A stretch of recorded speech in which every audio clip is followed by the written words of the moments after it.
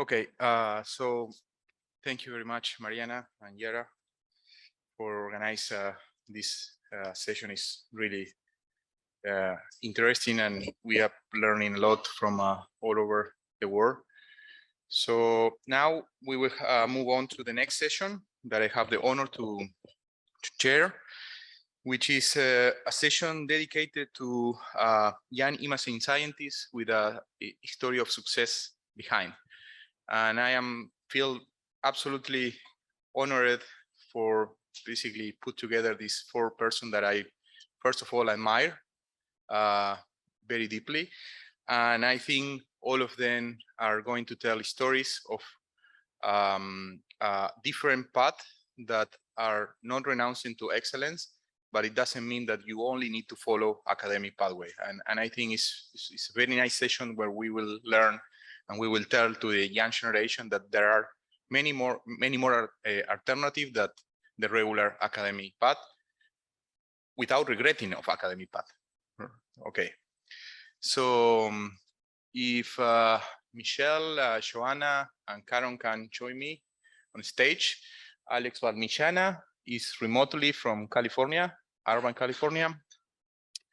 So let me prepare first presentation that will be delivered by Michelle. And before you start, I want to introduce Michelle Itano. It's my big pleasure to introduce Dr. Michelle Itano, assistant professor at the Department of Cell Biology and Physiology. And Michelle is director of the Neuroscience Microscopy Core, Neuroscience Center in the North Carolina Institute.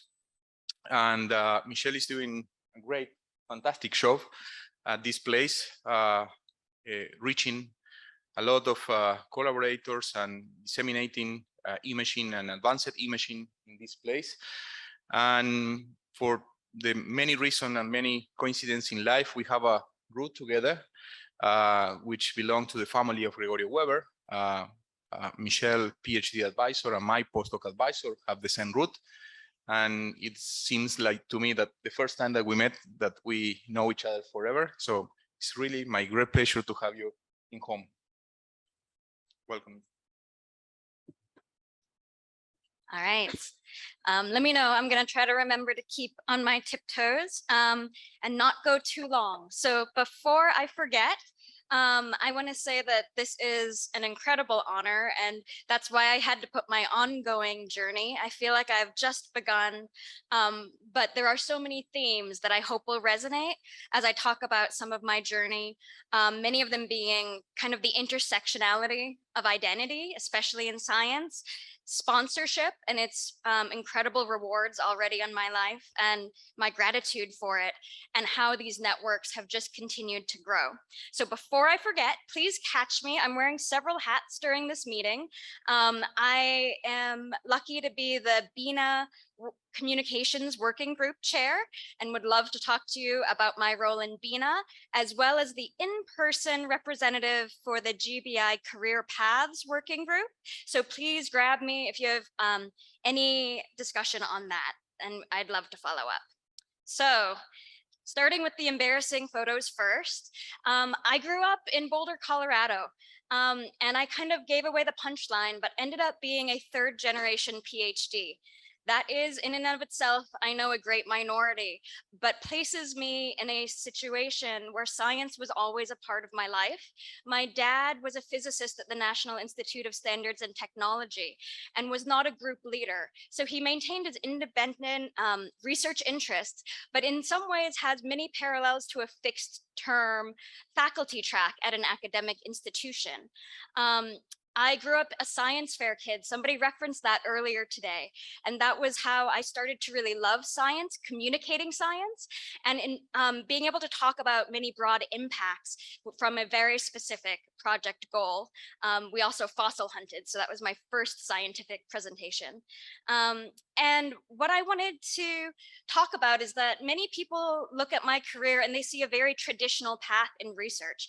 I started in high school with an incredible mentor who introduced me to genetics and literally gave me keys to the lab when I was just learning to drive. And then I was able to go and start undergraduate research with Dr. Sally Elgin, who was an HHMI professor and really believed that undergraduates could play a critical and foundational role in research. This was also at a time where the $1,000 genome was happening, and the many conversations about who owned data and ethics behind data generation and sharing were occurring. Ken Jacobson, mentioned by Lionel, was my thesis advisor at the University of North Carolina. And that's truly where I got introduced to techniques and the idea that there was a way to measure all of the things that I was so interested in. But in many ways, I was almost co-PI'd by Nancy Thompson, who is also a chemist and is well known for her FCS and FRAP contributions. But what became a theme from graduate school on is that many of my projects involved 4 or more different principal investigators in many different institutions. And Ken was a sponsor in a true sense of the word, although so was Sally. And they sent me to give talks. They sent me to labs. I got to go to the laboratory for fluorescence dynamics, got to go to Germany several times and actually meet and collect data there. So that was my first introduction to shared resources. I did my postdoc at Rockefeller University with Sandy Simon, but was somewhat adopted by Paul Bianash and Charlie Rice. And so got to go to their lab meetings and began to understand how to apply these tools, intersectionality. And then I became faculty back at UNC in 2017 and learned the many roles of management and balancing all of the different roles I hoped to play. So that's how it looked more smooth. The true story is that during my postdoc, I was planning on a true academic path, and I applied for a K-99, was working on a resubmission, and in my first year as postdoc, a job opened up at UNC to direct an imaging facility. And I applied and was lucky enough to be invited for a interview. And because Allison North was such an incredible leader in the field and accessible to me at Rockefeller, I started talking with her and realized how quickly, how naive I was and how little I knew about the roles of a core manager. I put his picture up there because foundational in my experience is Pablo Ariel is the one who got that job. And as I returned later to UNC, that relationship has been incredibly invaluable for me. So while I was starting to apply for faculty positions, what I learned is that these jobs existed, and it's planted a seed throughout the rest of my training that maybe that was actually the better role for me. I had some time to build up other skills so that when I was asked, have you applied for an instrumentation grant? Have you purchased equipment? I could say more than I have signed the RMAs when I've sent things back on contract. And I learned a little bit more about what it might mean to be competitive in that space from these experts in the field. I also learned that at UNC, core directors were really given a lot of respect. This was a faculty position that came with a formal interview process and a faculty committee. I was given a full-on visit, met with the chair and vice chancellor. It was a true interview and something that UNC has continued to support. But I also learned that the core community was incredibly collaborative and supportive, even if I came in incredibly naive. So what I recognized is that I loved working with imaging data. It was a thread throughout my career. I loved working with people with varied expertise and bringing them together, and especially new applications of technology and collaborative projects. I also valued being able to define my own work priorities and schedule, and to have the opportunity to travel and do things like this and come and meet with people one-on-one. On the side, I was also a college town lover. I loved being in Chapel Hill. I made it no secret that I wanted to go back. I had 2 kids in New York City, and a 1-bedroom apartment gets pretty tight when you're dealing with 4. My spouse had continued to work for UNC while I was a postdoc, and so I was actually only looking for one job to bring me back. And I truly wanted to reconnect with the networking connections that I had made at UNC. So I was lucky enough to get a job offer at UNC to direct one of the other imaging cores in 2017. And that was through a center called the Neuroscience Center. And what was interesting there is that while it had been a faculty position previously, they could not hire a faculty directly. It had to be through another department, which would have taken much longer to do. And so I agreed going in for a staff position to start with the idea that there would be a path to faculty later.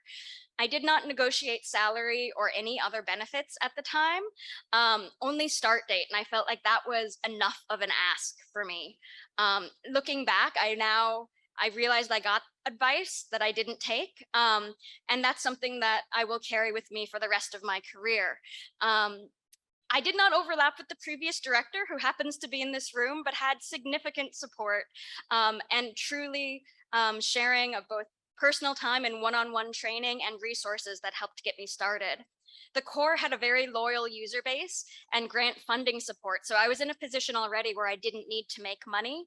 And it was a one-person core, which meant that I was coming in and not immediately managing anybody. And I could kind of determine my own role in the facility. Very shortly after that, I was very lucky to be awarded in the first round of imaging scientist grants. And that really changed my role at UNC. By being able to be named a PI on a grant and then being the first recipient of a CZI grant at all of UNC, that put me in conversation with the development office, the vice chancellors, and ended up leading to a role on the Faculty Research Council.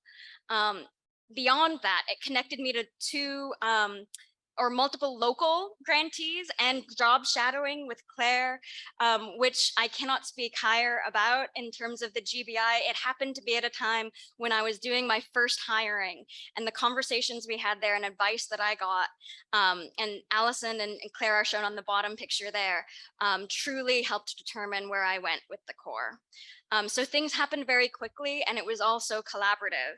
What the NMC is now is a staff of 3, but there were 5 hires that I did in the past 3 years. So throughout that time, I've redefined the roles, and I feel like we're in a really much more sustainable spot now.